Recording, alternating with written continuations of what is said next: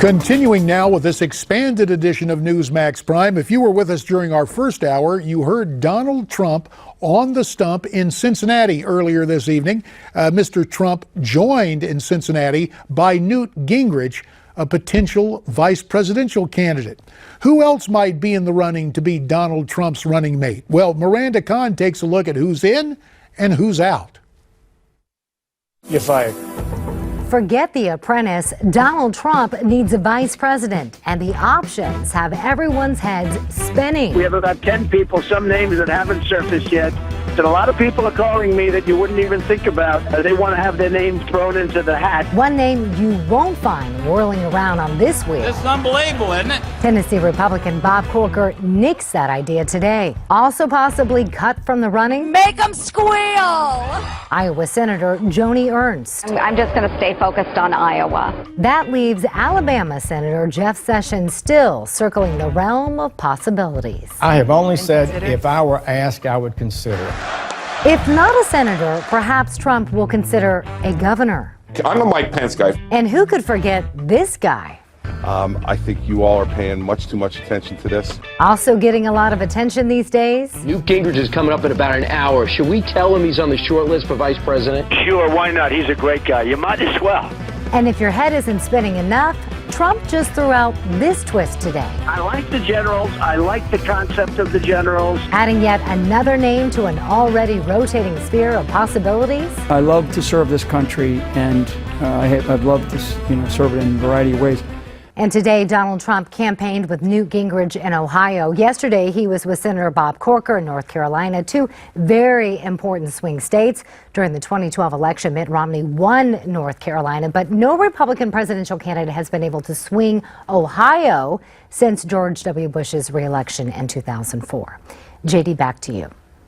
Thanks, Miranda. Now, a reminder to you that you can join our conversation. Give us a call at 1-877-NEWSMAX. That's 1-877-639-7629.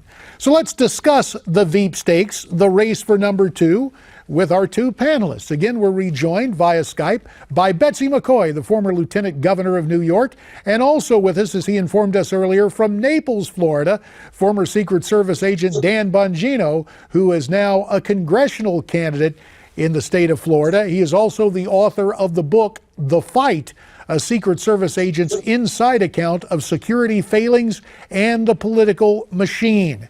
Betsy, I make no secret about it. Newt is my guy. I served with him in the House. But who would you like to see as Mr. Trump's VP?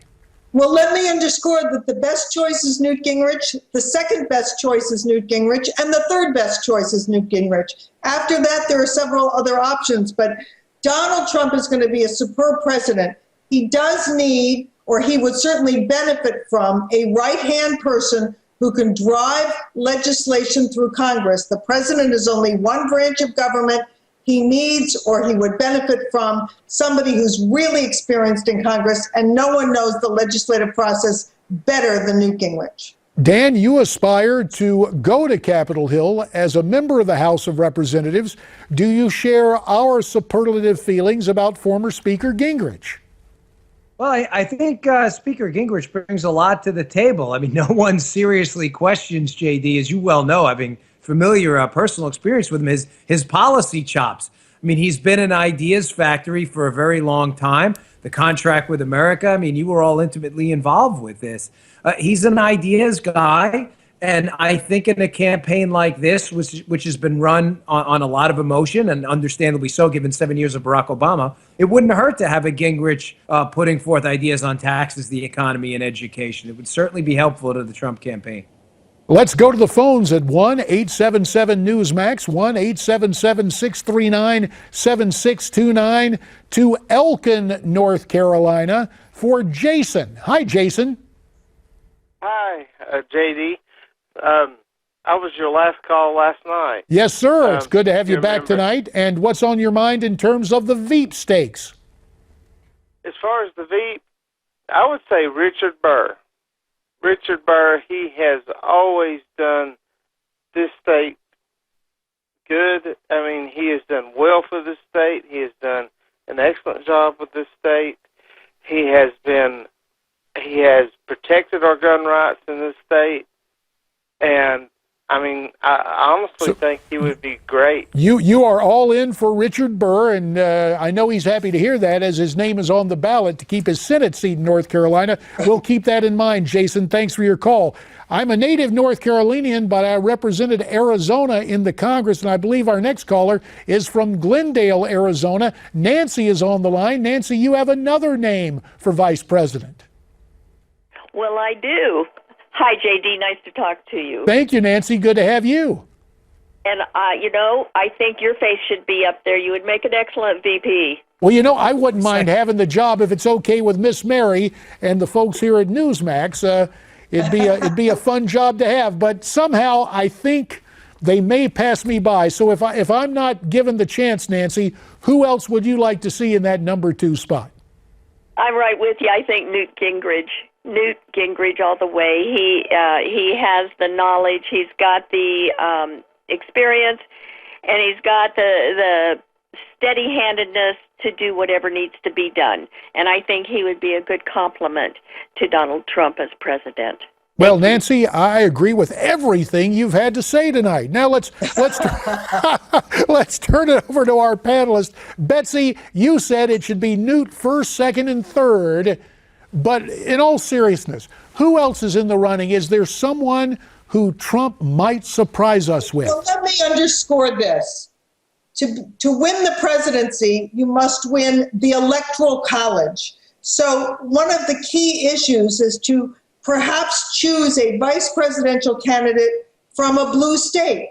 That will increase his chances of winning that state and adding to his Electoral College count. So that is a strategy that should not be overlooked. And when you talk about that strategy, instantly I think of Rick Santorum from Pennsylvania, a guy who talked about blue-collar issues and someone who could complement Trump. Dan Bongino, I also think about someone. In fact, I told him this during a recent interview on Newsmax Prime. Ohio Congressman Jim Jordan, who is head of the Conservative Caucus, the Liberty Caucus there on Capitol Hill.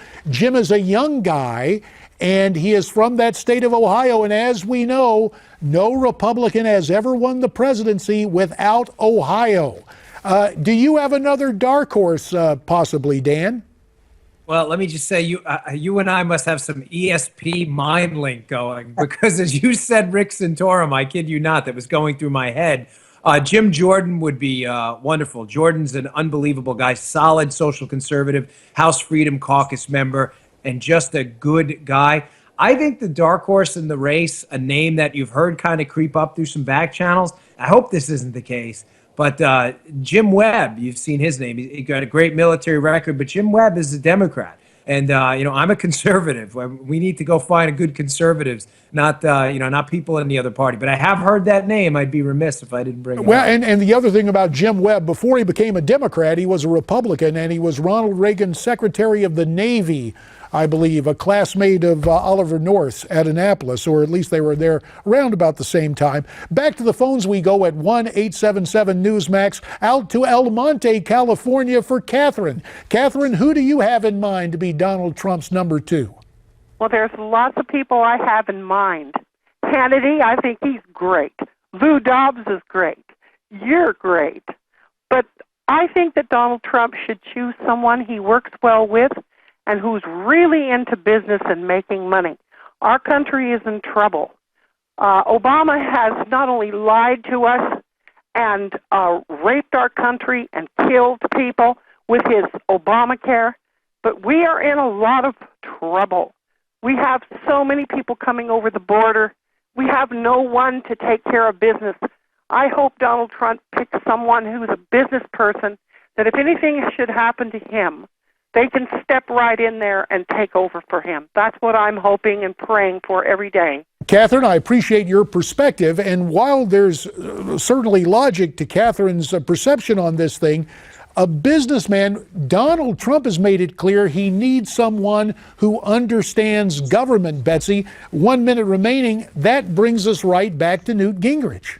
That's right. I think that I assume that Donald Trump is looking more or less at insiders, people who have worked in Washington, either in the military or in Congress. And I expect he will choose someone of that nature. Again, Newt Gingrich is obviously the most qualified name that's been brought up tonight, but there are others.